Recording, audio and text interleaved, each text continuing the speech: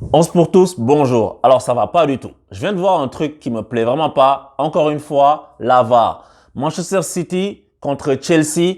Je vais parler du match, je vais le débriefer, mais juste pour commencer, ce qu'on a vu, la dernière action sur le but de Sterling qui est refusé, c'est une blague, la VAR. On peut pas continuer comme ça. C'est pas le football, ça. Ça me dégoûte. Tu peux pas siffler hors-jeu parce que le gars, il est à un demi-millimètre, genre avec une ligne en rouge qui ne convainc personne. Faut arrêter, quoi. C'est le football. Avant, tu sais, le hors-jeu, ça jugeait même pas au corps, ça jugeait sur les pieds. Tu vois. Et maintenant, en fait, le gars, il y a pas hors-jeu, quoi. Faut arrêter ça. Les gens qui font ces genres de décisions-là, qui prennent ce genre de décisions pour le football, ces règles-là, ils n'y connaissent rien au football. C'est pas possible. Ou bien, they don't care about the game. Like, c'est des gens, ils pensent que c'est du business, c'est 1+1, tu alignes des chiffres, tel a mis 2 buts de plus que l'autre, donc il est meilleur, genre, arrêtez. Faut vraiment que ça s'arrête, ça. Parce que c'est pas possible. On peut pas continuer à regarder des matchs comme ça, avec des buts refusés comme ça pour des demi-centimètres, des têtes de fourmis, quoi. Faut arrêter. Et plutôt, pour le match de Crystal Palace, les supporters, ils ont chanté le même chant que les supporters de City ont chanté à la fin. Quand ils disent FVAR, quand ils insultent la VAR, ça dénature le football.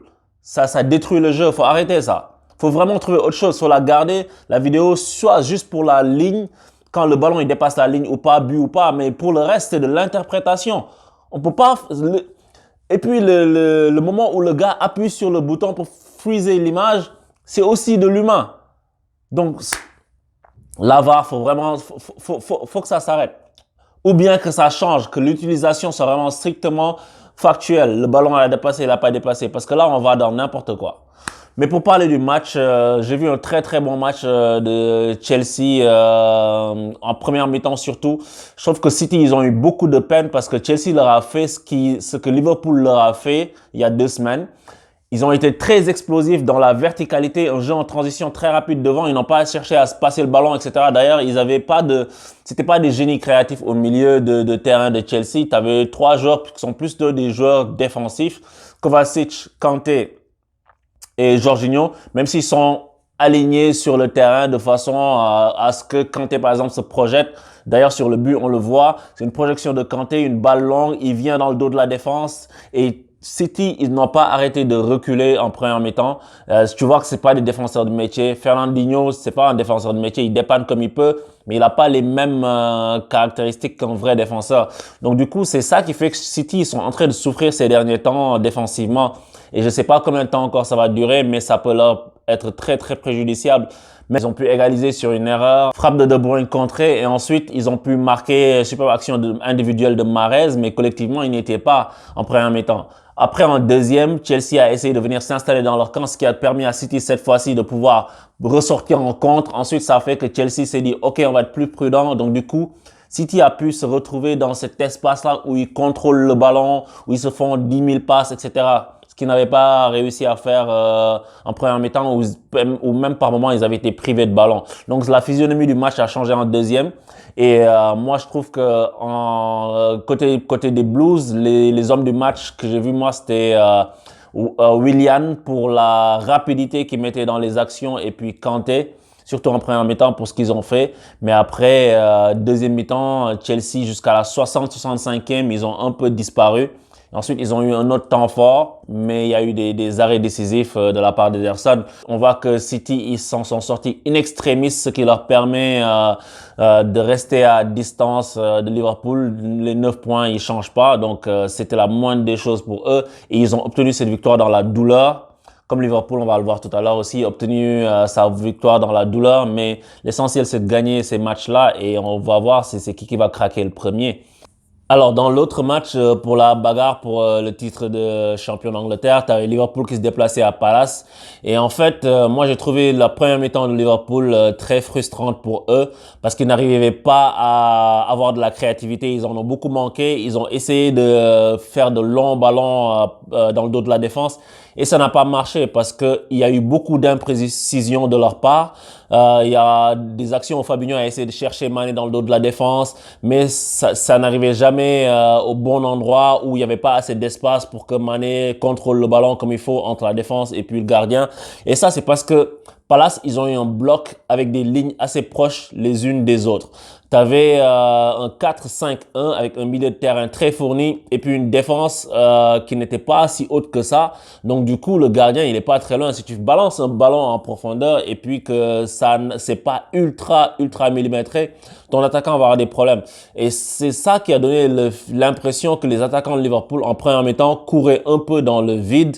Il n'y avait pas beaucoup d'échanges entre Mané et Firmino. Je pense qu'il y en a même eu aucun de mémoire comme ça. Et ça, ben, ça a fait que ça a été frustrant pour Liverpool parce que Palace, c'est eux qui se sont montrés dangereux, je trouve.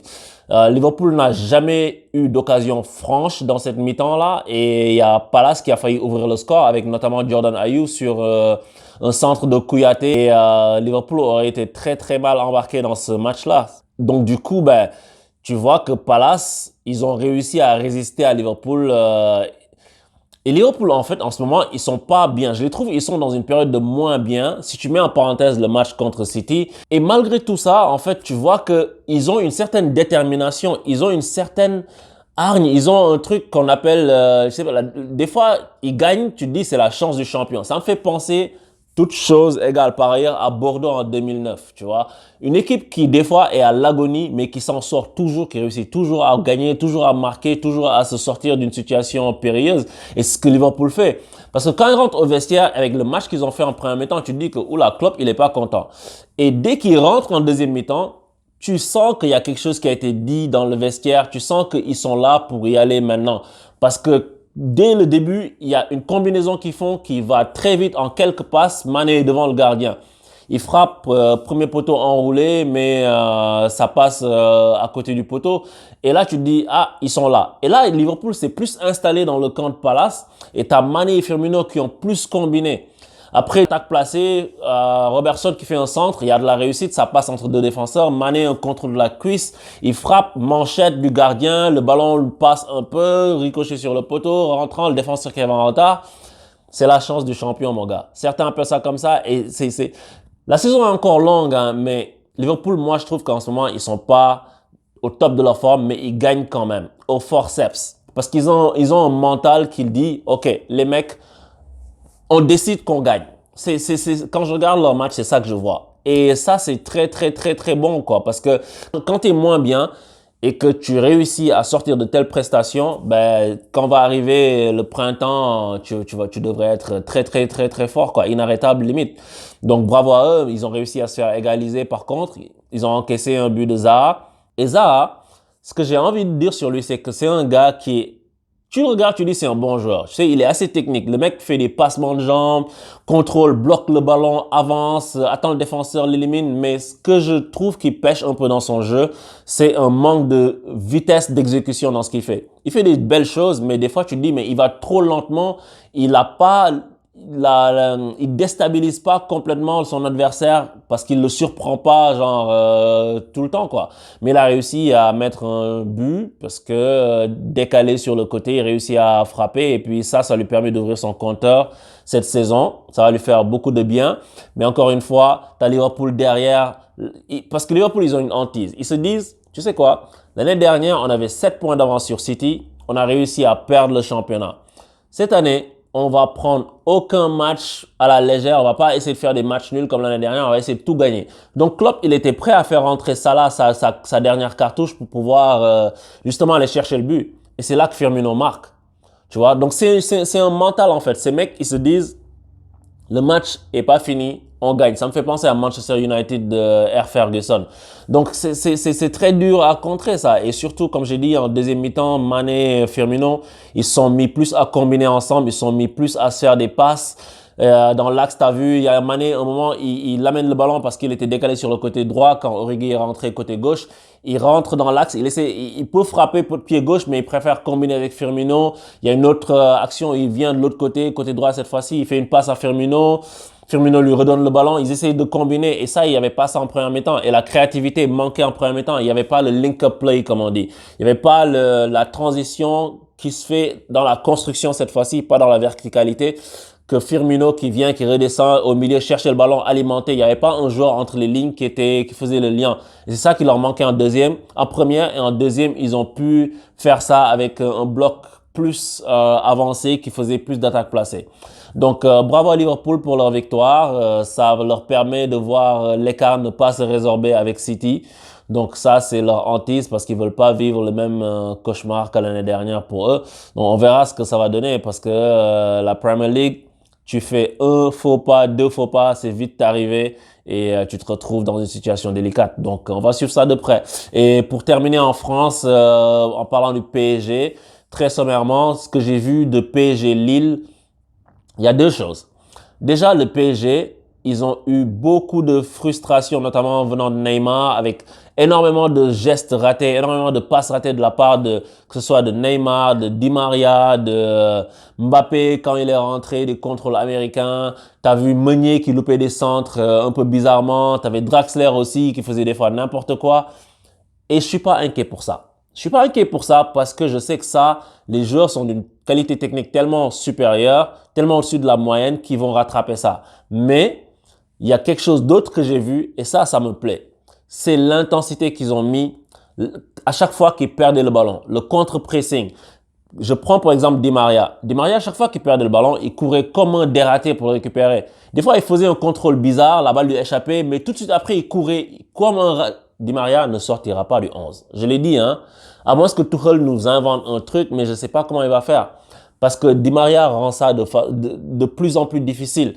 Parce que le gars, non seulement il marque des buts, mais aussi il se bat comme un dératé pour l'équipe. Il se bat comme un chien. Je vois un YouTuber, la dernière fois, un commentateur me dit « Oh, on dit pas chien ». Les mecs, ils comprennent pas les analogies, tu sais.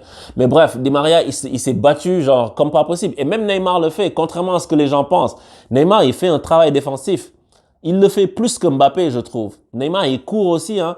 Là, il n'a pas été exceptionnel, mais t'inquiète pas. Je pense qu'à Bernabeu, les mecs vont arriver et puis ça va être un tout autre match, tu vois. Et moi, si cette intensité dans le contre-pressing qu'ils mettent, ils la gardent en Ligue des Champions, parce que c'est ça qui nous a manqué les autres années. Manque de caractère, manque d'investissement, des fois relâchement. S'ils sont pas relâchés, je suis pas inquiet pour eux, parce que techniquement, ils vont faire l'affaire. Et une dernière chose, c'est sur Cavani. On peut qu'être triste pour lui, parce que ce qui est en train de se passer pour lui, c'est terrible.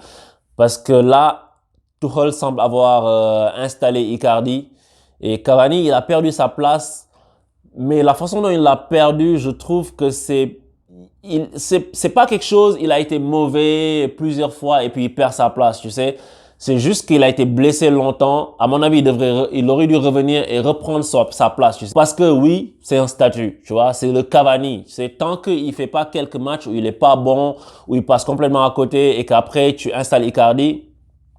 Parce que ça aurait pas posé de problème. Mais là, vu que Icardi est installé, ça peut poser un problème. Parce que Cavani est là depuis beaucoup plus longtemps et il n'a pas été mauvais, comme j'ai dit. Laissons-lui la chance. Il va sentir la concurrence. Après, si Icardi est meilleur, Icardi va lui prendre sa place. Mais je pense que, heureusement que Cavani n'est pas un mauvais joueur, n'est pas un mauvais compagnon de vestiaire. Sinon, ça peut créer des frictions dans le vestiaire. Tu vois, le gars c'est comme si il peut se sentir, volé, entre guillemets, de son dû. Parce que il a été là dans les moments où ça comptait. Il a toujours fait le job. Donc, normalement, c'est quand tu ne fais plus le job que tu es remplacé, pas juste parce que tu es parti, mais les absents ont tort, comme on dit. Et on verra. Heureusement qu'on n'a pas un joueur qui va pourrir l'ambiance du groupe, mais chacun a son ego. Et Cavani est un être humain comme les autres. Il s'est sacrifié quand Zlatan était là, il a joué sur le côté, etc. Donc, s'il doit sortir du 11, il doit sortir du 11, mais sur le terrain. Tu comprends ce que je veux dire? Il doit sortir du 11 en faisant des prestations qui le fassent sortir du 11. Pas juste parce qu'il était pas là, le mec est là. Parce que s'il est deuxième poteau sur le centre de Gana Gueye aussi, il marque sur une action pareille. Donc, c'est un dossier qui va être à suivre de très près par Tuchel. On verra ce que ça va donner. On espère que ça va pas pourrir le groupe PSG. Je pense que là, si tu mets Icardi sur le banc, il va pas moufter beaucoup. Mais si tu mets Cavani sur le banc, ça peut créer beaucoup plus de tension. En tout cas, on verra. Bonne chance en tout cas à cette équipe et on va voir la Ligue des Champions la semaine prochaine ce que ça va donner. Abonnez-vous sur 11 pour tous. Je vous dis à bientôt pour de nouvelles analyses. Ciao!